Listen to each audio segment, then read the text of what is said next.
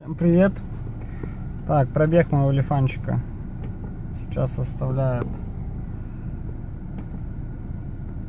26 700. При повороте руля появились скрипы.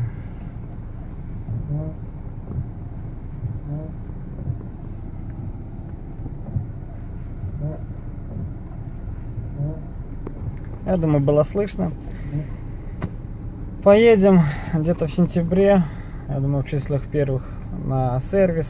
Обещали все, до сих пор еще не привезли подушку с февраля месяца, по которой порваны. Не привезли. Рейку обещают все поменять. Обещают еще рейку поменять. Поедем, будем разговаривать, что и как. Время прошло, а ничего до сих пор еще не сделано. Третье ТО было. Замена свечей и всего остального обошлось в порядке 300 рублей. Ну вот третье ТО, которое было. Что они сделали?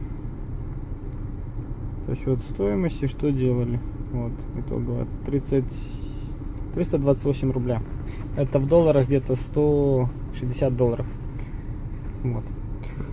По поводу рулевой рейки опять было обращение написано, ничего не исправили, сказали заказано, ждем, пока придет, ну ла-ла-ла. Короче, пустой разговор, сказали в сентябре.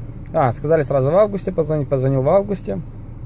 В середине сказали, звоните в сентябре, уже в начале будет и подушка, сиденье будет, и рейка типа будет.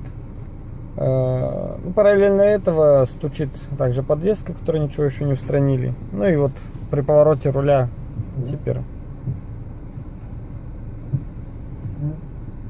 и стук, и скрип появился. Ну, посмотрим, что буду говорить, поэтому. Так что лифан, не того тебя ожидали.